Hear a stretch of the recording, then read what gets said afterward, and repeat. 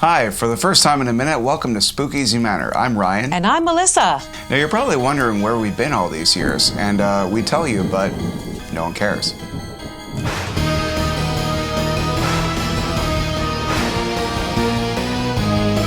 Hey everybody, welcome to another episode of Spooky Manor. I am Ryan. And I'm Melissa. And today we're here to talk about... This is something that's been on my mind for a long time, and I know what you're thinking. Oh my God, the tea!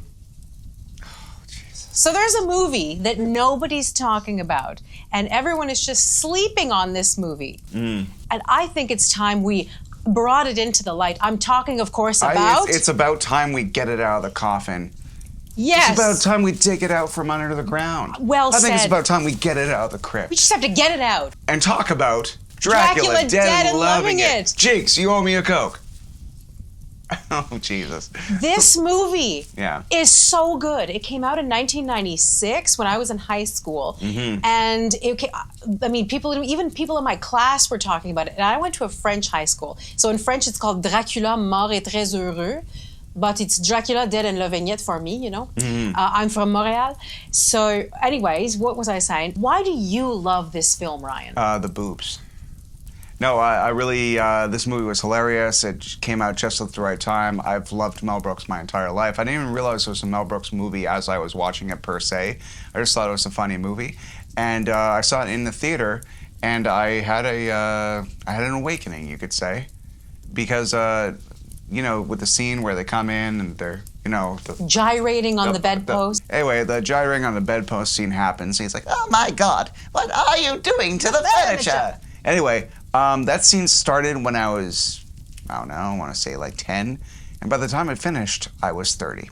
Anyway, Leslie Nielsen, of course, this is actually one of his last films. And this is Mel Brooks' last directed film until he is filming currently right now Spaceballs 2. But this is Mel Brooks' last directing effort. Wow. Yeah.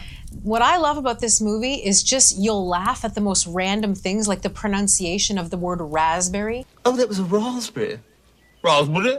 We're not serving raspberries. Raspberry. Yeah. But the best, my favorite, is when he's talking to the people that live in the mountains, you know, and he's like, yes, I have business with the Count. The mustache guy. No, you must not go. He looks like Hulk Hogan when he's like, you know, doing that. No. That is so funny. Mel Brooks did this thing in the 90s where he would do a parody of two films. So basically, Robin Hood Men in Tights was half parodying Robin Hood Prince of Thieves and also the classic Errol Flynn. And this one, he was parodying the classic Bela Lugosi, but also at the same time, the recently released Dracula with Gary Oldman. And this wasn't director Mel Brooks' first foray into the monster genre, as way back in the 70s, he directed Young Frankenstein, which was both a critical and commercial hit.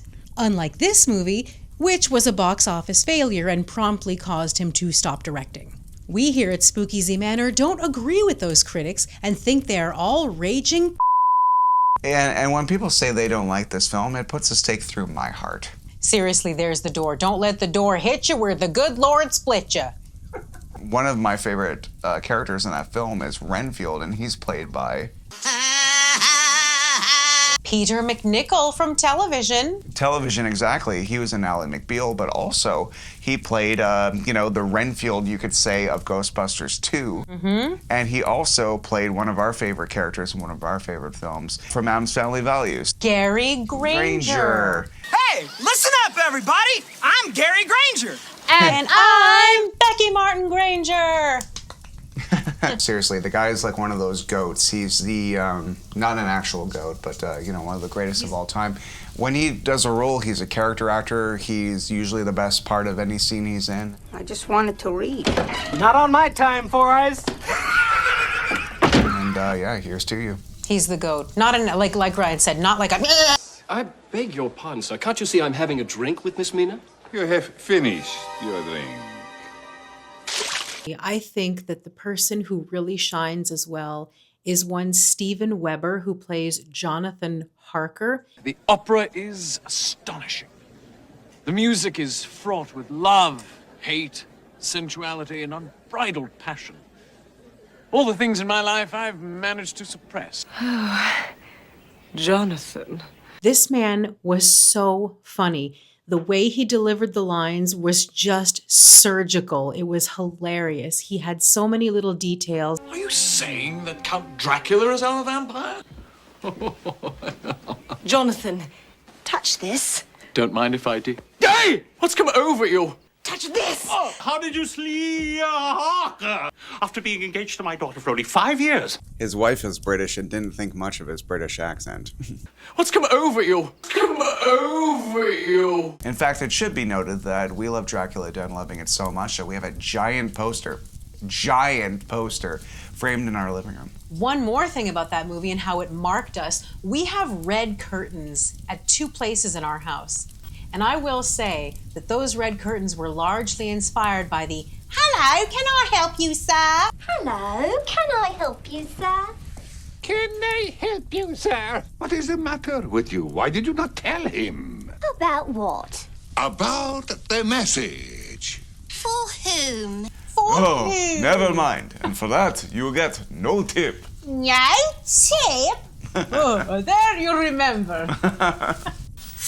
Dr. Stewart, there's a message for you in the lobby. I am Count. Dr. Seward, there is a message for you in the lobby.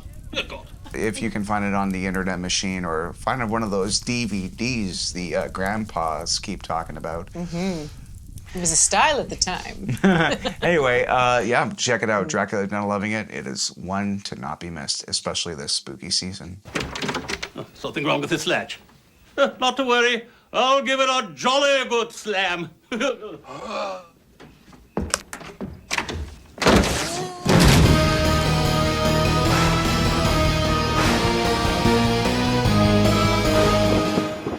I'm British. But so are these.